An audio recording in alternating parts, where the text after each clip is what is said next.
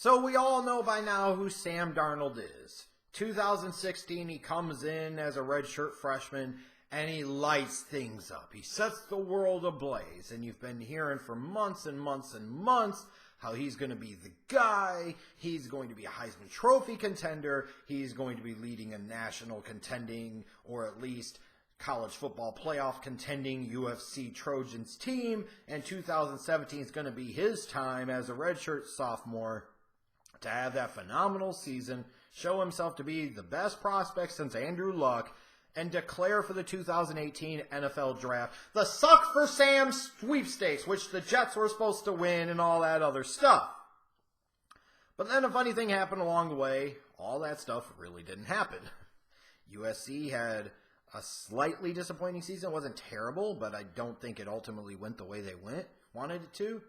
And Sam Darnold did not quite have the season that many of us probably expected him to have. I felt like he looked better as a redshirt freshman than he did as a redshirt sophomore. So you heard a lot of buzz for several months that there's a very good chance that Sam Darnold might return to USC, that Sam Darnold might go back to school for his junior season, that he might feel like he's not ready, he's enjoying the college life, and he might want to take another run at things and go ahead and try and pursue that Heisman Trophy and that national championship in 2018. So it also caught a lot of people off guard and by surprise, whereas towards the end of the declaration window, right after Josh Rosen, Sam Darnold made his intentions known that he was declaring for the 2018 NFL Draft. And the bottom line is Sam Darnold made the right decision 100 out of 100 times. And I would also make that same argument for Josh Rosen, who you know I am not a fan of if you've watched that scouting report. But when you have a chance, if you have an inkling that you could go in the top 5 or a top 10 as a quarterback, then you must go. This crap about learning another year in college, getting better in college, you don't know what could happen. You could go back your first game, tear up your shoulder, your elbow, your knee, and be out the rest of the season. It might never be the same player again. You might also get back another year, and all it does is give scouts and front offices another year to poke all types of holes in your games and overthink things, and that will eventually hurt your draft stock. I think of years back seeing somebody like a Jake Locker. He should have declared in the 2010 draft. He might have been able to be the number 1, number 2 pick. He didn't. If you went the next year, and he was the 8th overall pick. But in the meantime, he cost himself potentially millions upon millions of dollars. It was a dumb decision. He cost himself a crap ton of money.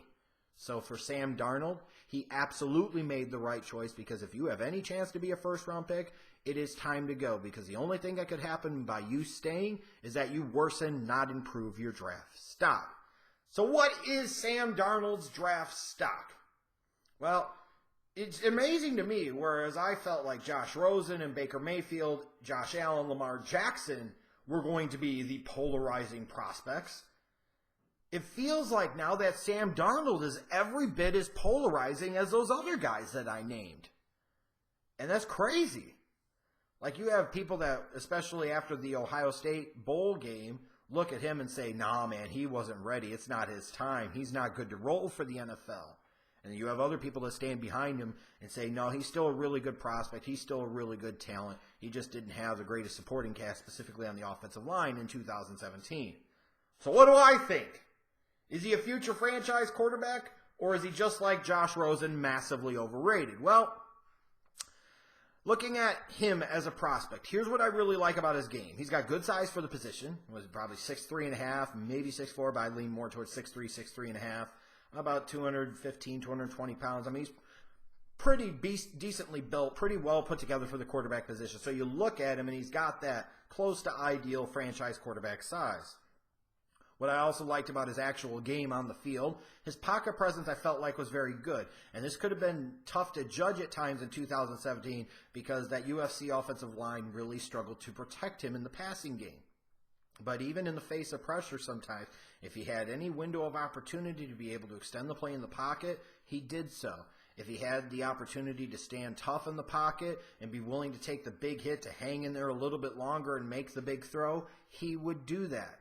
I felt like, in general, his pocket presence was very good, as was his field vision.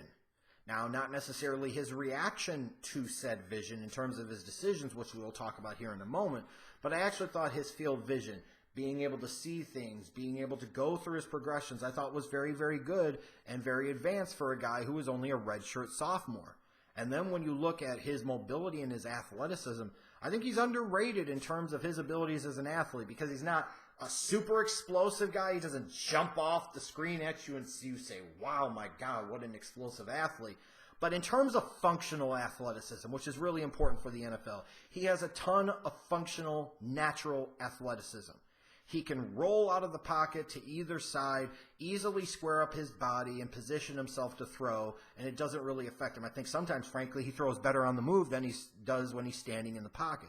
He is a guy that is a threat to extend plays with his feet. He is a guy that is a threat to pick up some yards as a runner, and it's a trait that will serve him very well at the National Football League level, where it's not the primary part of his game, but it is a part of his game that can really help him in some tough situations, especially early on in his career. Help him build a rhythm, help him establish a comfort zone. So those are the things I really like about him. He's got good size. I like his pocket presence. I like his field vision and his mobility and athleticism. That said, though, some real concerns. Number one, his lack of a big-time arm. His arm is like Alex Smith level. So he technically has an arm for an NFL starting quarterback, but that's really about it. In ideal conditions, Darnold, just like Alex Smith, can stretch the ball down the field a little bit. He can make some deep throws, but his feet have got to be set perfectly. Can't have any wind, any rain, no pressure in his face, nothing that throws him off. And even then, he still has to get a ton of air on the ball, and that's just for the pure deep throws. You know, the really important throws where arm strength comes into play, the 15 to 20-yard deep ins, the posts, the outs, Darnold can struggle with those if he doesn't put a lot of air on them, similar to an Alex Smith, which leads me to be concerned that he might not be the best fit for somebody in a cold weather environment like a Cleveland, like a New York potentially, like the Jets, like Denver. He might be best suited for a warm weather climate team, a dome team. It's not saying he can't get his arm stronger because we've certainly seen guys be able to improve their arm strength from college to the NFL. But right now it is a real concern that I have because when you already talk about his decision making, which is terrible because he really makes some head scratching bad decisions, those windows are going to be even narrower in the NFL, and those throwing windows are going to close even quicker in the NFL. And he just flat out does not have the arm to be able to force it in there. So he's going to have to be very accurate. He's going to have to be precise and pinpoint with his decision making. He's going to get very good at anticipating when guys are going to be open and throwing with anticipation and throwing guys open. And that can be a challenging proposition in the NFL sometimes, especially when you throw in with that lack of arm strength. Not the best of throwing mechanics. He's got shaky footwork. At times he does a poor job of setting his feet, regardless if there's pressure in his face or not. And there is a wind-up to his throwing motion. And when he intentionally tries to set out and get velocity, there is an even larger wind-up in his throwing motion. So an arm that already lacks zip-pop velocity, whatever term you want to use, now you sit there and talk about, instead of starting the ball up here and whipping through really quickly like a Tom Brady does when you look at mechanics, this is a guy in Sam Darnold who's starting way down here like a Cutler, like a Kerry Collins used to way back in the day coming out of Penn State. He's got to really wind himself up and throw, and it just, again, you're talking about tenths of a second, but those tenths of a second, even those hundredths of a second, can make the difference between a completion in a big play and an interception in a big play for the defense. And back to the decision-making. He made some really, really bad decisions.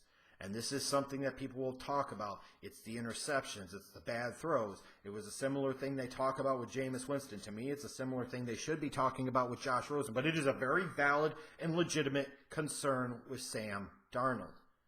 And I agree that some of it is due to the supporting cast. And sometimes he was in a position where he kind of had to force things. He had to try to make plays happen. And that is true.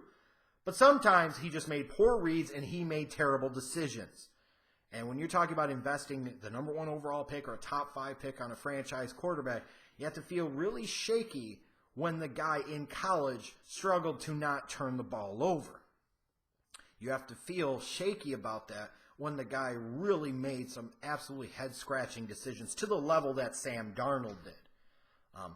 He was a little bit better in the red zone, but between the 20 specifically, decision-making was very lacking. Now, all of that said, I do not understand when it comes to like Rosen or Darnold why so many people are so much higher on Josh Rosen.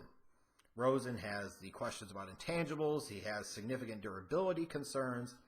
His arm is better than Darnold, but it's not that much better. His pocket presence is worse. His field vision is worse. He's not as well built as Sam Darnold is in terms of holding up at the NFL level, which maybe suggests why Sam Darnold's been able to stay healthy the last 2 years and Josh Rosen just can't. I don't understand where there's a debate. To me, even with the flaws, there's still plenty to like about Sam Darnold's game. Now that said, historically, USC quarterbacks, not named Carson Palmer in recent generations or decades, I should say, haven't done very well at the NFL level. They just haven't. The Matt Leinerts of the world, the John David Booties of the world, the Mark Sanchez's of the world, they have not done very well in the NFL. And you have a concern about that. Does that history of the program carry over? You know, like you could say with Michigan wide receivers and such. And it seems like sometimes in some of these cases, like USC wide receivers being another one, is that sometimes even though the program has changed leadership and changed systems, sometimes there's just something there that those guys that come out of that program just don't play up to their potential at the NFL level.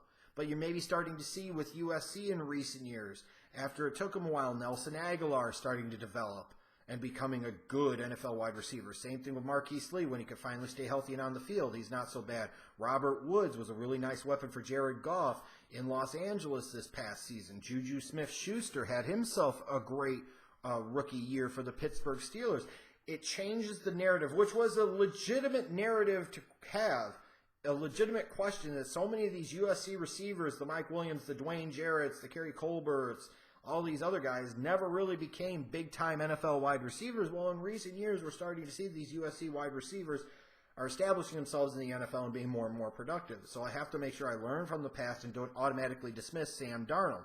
And when I look at him, he reminds me quite a bit of Andrew Luck, a guy with a ton of media hype, very smooth as a prospect, just kind of looks smooth, although Luck was superior mechanically, both with his throwing motion and specifically with his footwork. But I think there are definitely valid comparisons there, not just the Pac-12 type of guys, the great white hype type of guys, all types of media hype type of guys, guys with very good pocket presence, good field vision, mobility and athleticism that are underrated, and the ability to make some truly special throws. I didn't really talk about that with Sam Darnold because his accuracy sometimes can be a little hit or miss, but he can make some really spectacular and special throws. And Andrew Luck showed that similarly coming out of Stanford.